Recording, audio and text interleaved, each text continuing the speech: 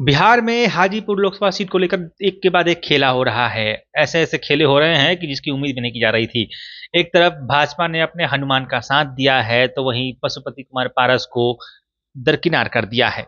तमाम कोशिशों के बावजूद भी पशुपति कुमार पारस को की बात एनडीए ने नहीं मानी है और लोकसभा चुनाव में बिहार में जो 40 सीटों पर जो एनडीए लड़ रही है, उसमें से 5 सीटें जो लोजपा को दी गई हैं, पांचों की पांचों लोजपा को दे दी गई है। एक भी सीट पशुपति कुमार पारस के खेमे में नहीं दिया गया है।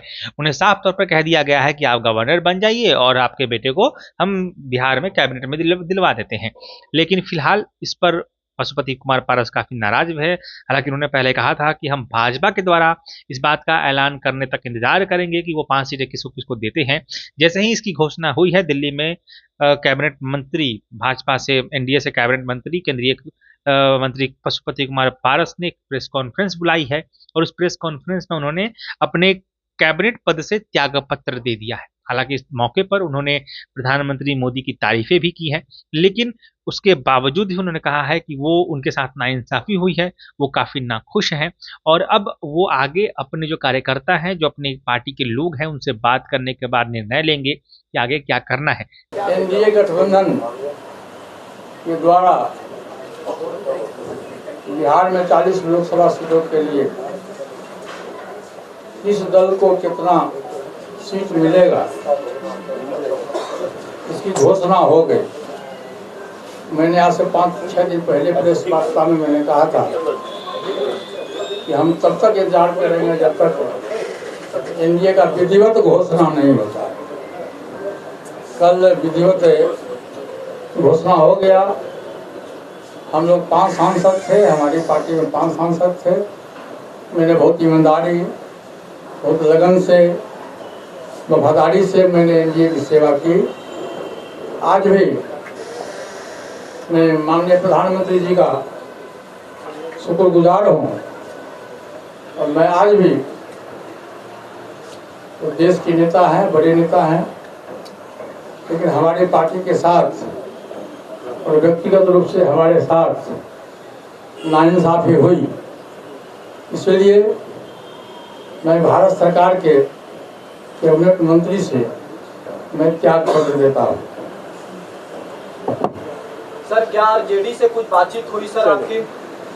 सर, आरजेडी के साथ क्या चुनाव लड़ेंगे? इतना बोलना था, मैं बोल दिया। अब देखिए, भविष्य की राजनीति हम अपने पार्टी के हमारे वरिष्ठ कार्यकर्तागण है, उनके साथ मैं बैठ के चर्चा करूँगा। फिलहाल उन्होंने अपने मंत्री पद से इस्तीफा दे दिया है, कैबिनेट मंत्री पद से, और अब वो पटना आने वाले हैं, पटना आ चुके हैं।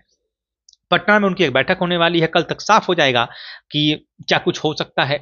और इस मामले में आपको बता दें कि अगर चिराग पासवान एनडीए से हाजीपुर में आते हैं और पशुपति कुमार पारस, जो बात चल रही है कि आरजेडी के साथ, महागठबंधन के साथ, इंडिया गठबंधन के साथ अलायंस में आते हैं, और ऐसा ये भी कहा जा रहा है कि इंडिया गठबंधन की तरफ से पशुपति कुमार पारस को 3 या 4 सीटें मिलने की उम्मीद है, जिसमें से एक हाजीपुर भी होगा। तो वहां पर सीधी लड़ाई देखने को मिलेगी पशुपति कुमार पारस में और चिराग पासवान में। पशुपति कुमार पारस खुद चुनाव लड़ सकते हैं, या फिर हो सकता है कि वो रामविलास पासवान की पूर्व पत्नी या फिर उनकी बेटी को चुनाव मैदान में उतार दें, जो चिराग पासवान से सीधे टक्कर लेंगी। रामविलास पासवान के क्षेत्र में रामविलास पासवान के ही 2 उत्तराधिकारी चुनाव मैदान में होंगे। पशुपति कुमार पारस का मैनेजमेंट कितना काम करेगा और चिराग पासवान के साथ मोदी लहर कितनी हावी होगी, ये आने वाला समय बताएगा। आपको बता दें कि संख्या बल की बात करें तो दलित की संख्या सबसे ज़्यादा है, हाजीपुर सीट के अंतर्गत आती है। पासवान जाति की संख्या बहुत ज़्यादा है। एक जीत फैक्टर डिसाइड करता है, विजयी फैक्टर, जो विनिंग फैक्टर है वो है। उसके अलावा यादव और जो बनी वैश्य समाज का वोट होता है वो भी भर भर के है।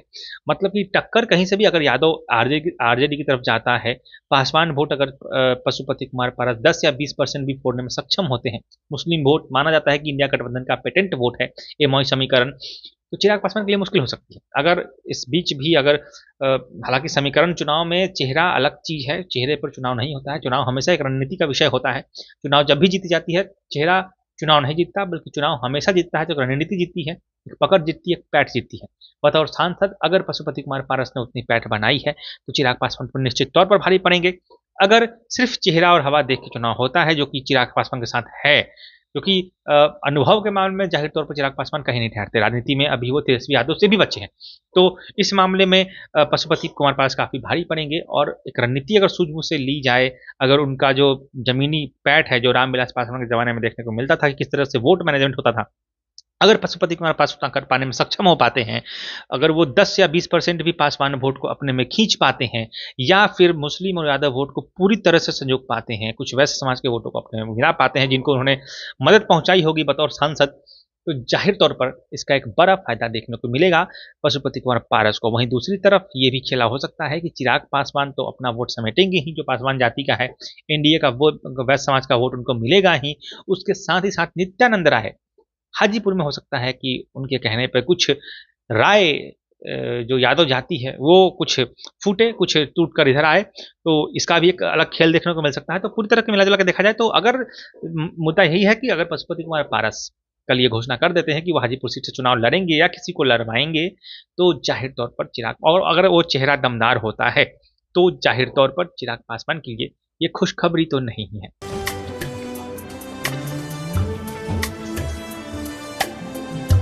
जय बिहार सरसों तेल, सस्ता नहीं, कुछ अच्छा खाइए।